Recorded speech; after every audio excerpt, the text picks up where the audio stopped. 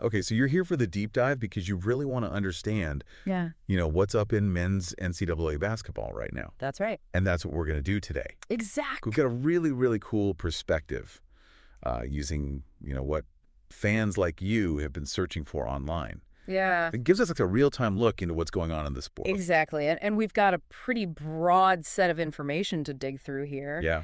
And, it's clear right away what's got everyone's attention. Yeah. We're seeing tons of interest in a potential Florida-Houston matchup. Oh, wow. A lot of questions about who won March Madness recently, Okay. 2025, and even going back to 2024. Okay. And, of course, everyone wants to know about the NCAA championship game. Like, Sure. when it is, where it is, how to watch it, all of that. Oh, of course. Yeah, and beyond the big picture stuff,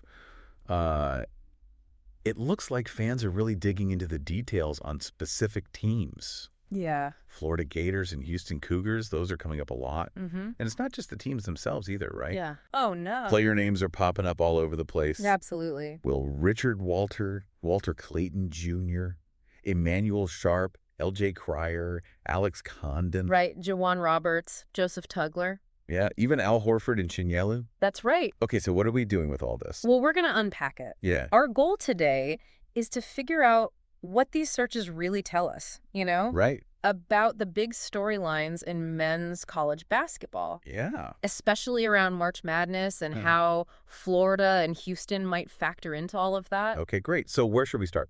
Well, one thing that really jumps out at me Okay. is just the sheer amount of interest in a potential Florida versus Houston matchup.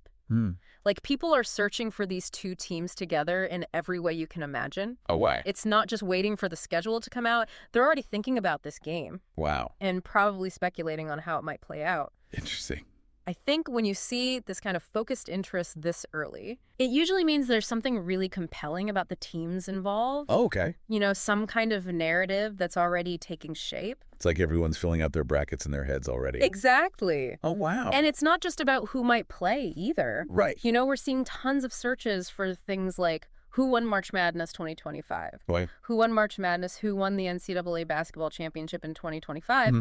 And a lot of people looking back at 2024, too. So looking back and looking forward. Exactly. And I think that shows us Okay. that understanding, the recent history of the tournament, it's really important for fans. Right. It's about context. It's about knowing who the teams to beat are. Yeah. And I think it's interesting to think about why so many people are searching for past winners.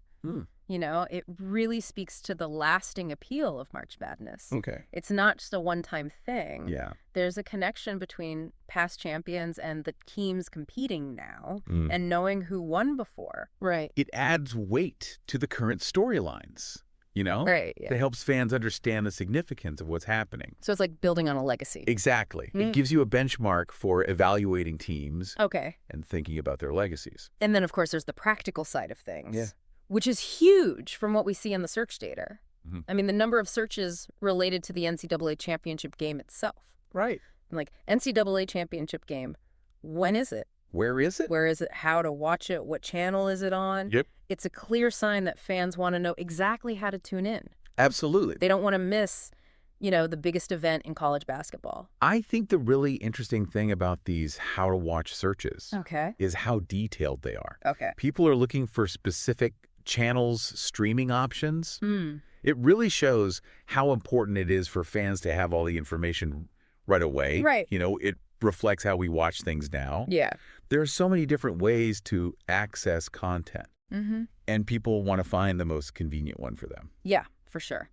Now, shifting gears a bit. Okay. When we look at the searches for specific teams, Yeah. like Florida basketball, Houston basketball, Right. or even just their nicknames, it tells us there's a really dedicated fan base out there. Okay. These aren't just casual mentions. Right. People are actively trying to find information about these programs. They want to stay updated. Exactly. They want to know how they're doing, what their potential is, I see. and then within those team-specific searches, Okay. there are some that hint at a deeper level of interest. Mm. So for Florida, for example, Okay. there are searches for their roster, Mm-hmm. their head coach, Todd Golden, Okay. even a question about a potential women's basketball matchup with Houston. Oh, wow. It all points to fans who are really engaged. Yeah, they're not just skimming the surface. Exactly. They want to know about the people involved, the broader context of the program. And we're seeing a similar pattern with Houston, right? Absolutely. Yeah. Searches for their roster, their coach, Kelvin Sampson. Right, the women's team matchup. Yeah, it seems like fans really want to get the whole picture. For both programs. Yeah, and what's even more interesting is the appearance of specific player names in these searches. Yeah. So for Florida, we're seeing Will Richard and Walter Clayton Jr. being looked up, along with Alex Condon. And on the Houston side, Emmanuel Sharp, Right. LJ Cryer, with some people specifically looking for his stats. Oh, wow. Juwan Roberts, Joseph Tugler, all generating interest. So they're really following the individual players. It's a big part of the college basketball experience. Yeah, I agree. And this is where things get really interesting. Okay. We're also seeing searches about the history of these programs. Oh, well. Things like, has Houston won a national championship in basketball? And similar questions about Florida's championship history. Interesting. It shows that fans are thinking about the historical context. Yeah. And the pedigree of these teams. So not just the current season. Exactly. And this awareness of history is really important. Okay. It helps us understand the significance of what's happening now. You know, when fans ask about past championships, they're not just looking for trivia. Right. They're trying to understand the legacy and the tradition. Okay. And how that might influence the team's performance today. I like that. And of course, we can't forget about the crystal ball gazing. Oh, right. People are definitely trying to predict the future here. Yeah. We're seeing searches like Florida versus Houston prediction, Houston versus Florida prediction, Okay.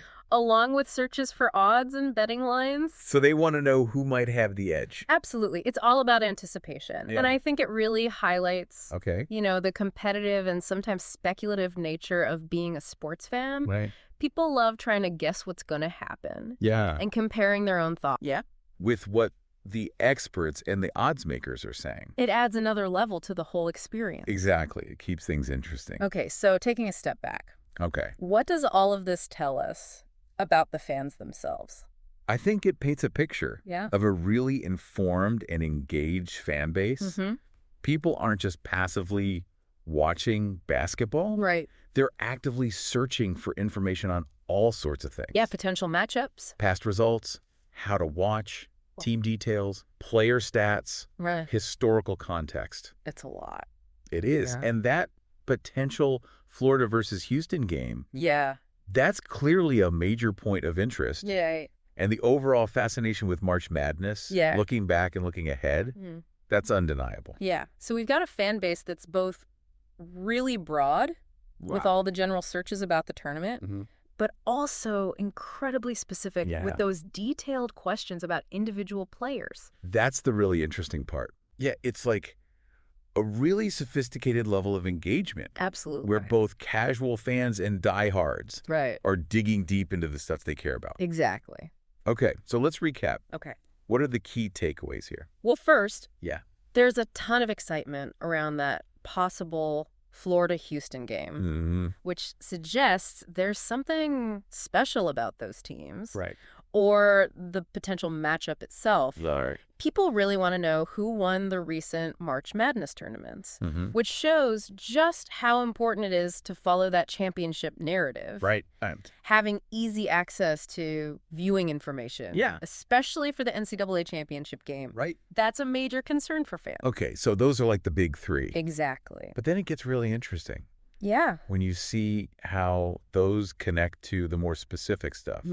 Like the general interest in March Madness goes hand in hand with those searches about Florida and Houston and even individual players. Like Will Richard, Walter Clayton Jr., Emmanuel Sharp, LJ Cryer, Alex Condon, all of them. It's a really multifaceted way of engaging with the sport. Right. And when you consider just how many searches there are and how much variety we're seeing, it makes you wonder. It does. Like, what does this tell us about how fans today are experiencing college basketball and interacting with big events like March Madness? You know, is it all about that instant need for information? Yeah. And the desire to not just follow, but to actually predict the stories of these teams and players. Yeah, like we're not just watching anymore. Exactly. We're trying to figure out what's going to happen next. It's a whole new level of engagement. It definitely gives you something to think about. That's for sure. Thanks for joining us for the deep dive. Thanks for having me. Today is your lucky day. Today is the day that our $3 website works for you, paying you directly to your PayPal daily. Imagine $3 ongoing continuous payments to your PayPal account. Imagine falling asleep and waking up to $300 in your PayPal account. How would this make you feel? How could this help you? What bills could you pay? What kind of fun could you have? What does that retirement look like now? All for a one-time payment of $3. This website is DFY done for you, fully built and completely hosted, and never stops collecting payments for you. You have spent $3 on coffee on a regular, but that coffee won't help you create multiple streams of income. Click the link below.